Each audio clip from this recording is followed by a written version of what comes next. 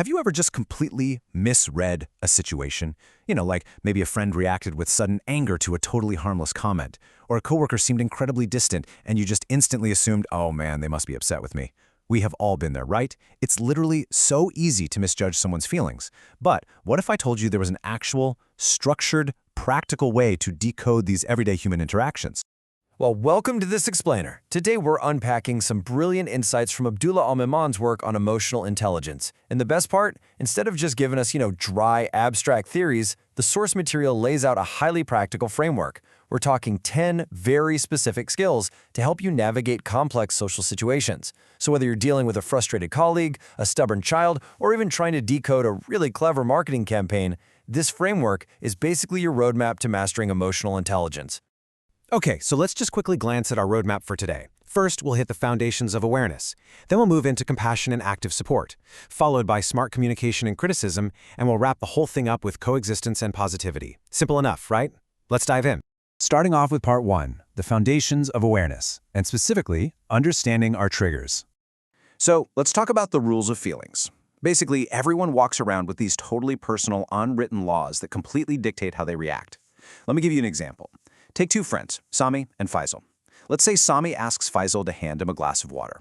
Now, Faisal will happily do it if they're just hanging out alone. But if Sami asks him to do that exact same thing in front of their colleagues, Faisal gets highly offended and totally refuses. Why? Because Faisal has this hidden rule that serving someone in front of an audience is a public insult. We all have these boundaries, right? They're super easy to misunderstand. But if you actually take the time to learn someone's hidden rules, you immediately know the absolute best way to deal with them without accidentally crossing some invisible red line.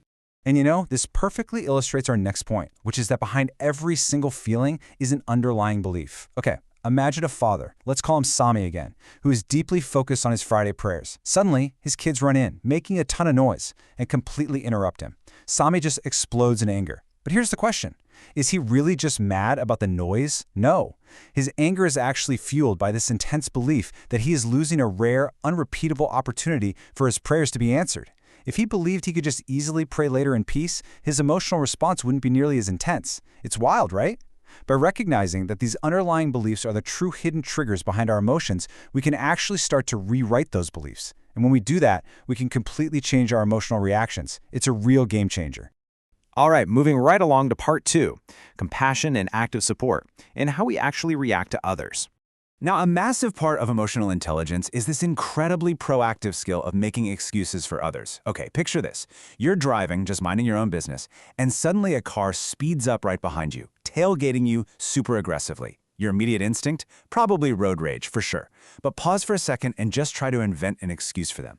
What if they're frantically rushing to the airport? Or what if it's a genuine medical emergency? What if someone in that car is literally in labor? Same thing goes for work. When a coworker shows up silent and unsmiling, instead of just assuming, wow, they're being incredibly rude, what if you asked yourself, maybe their child is sick today? By actively generating these excuses in our heads, we actually protect our own peace of mind and dodge so much unnecessary conflict.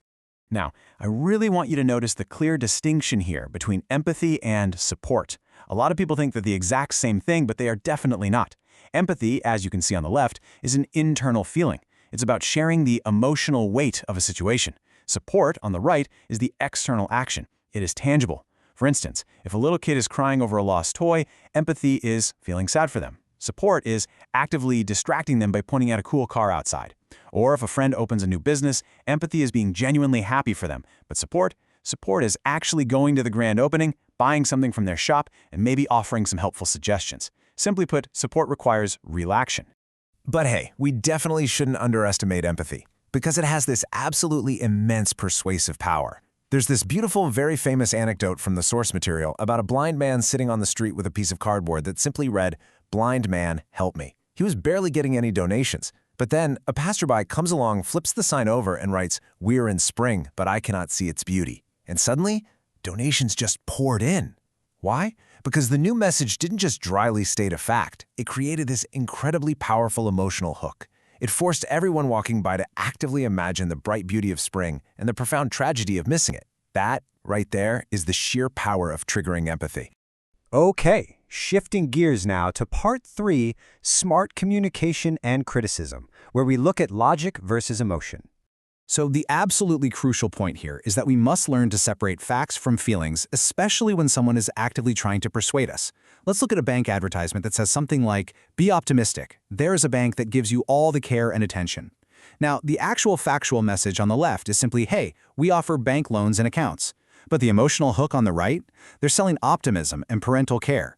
If we don't consciously separate those two things in our minds, we might just blindly assume this bank has the absolute best interest rate simply because the word optimistic made us feel warm and fuzzy. Filtering out that emotional manipulation is a really core skill if you want to make highly rational decisions. And let's see how this analytical mindset actually helps us when we need to give criticism.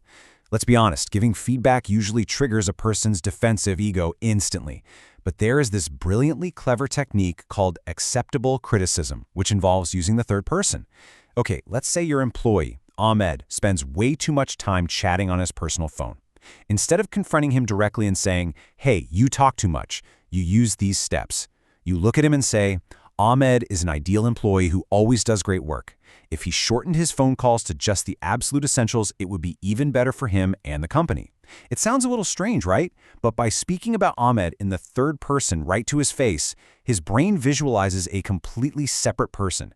It completely disarms his ego, allowing him to absorb that feedback totally neutrally without feeling personally attacked. It is literally so effective. Finally, let's bring it home with part 4, coexistence and positivity, and how we shape the world around us.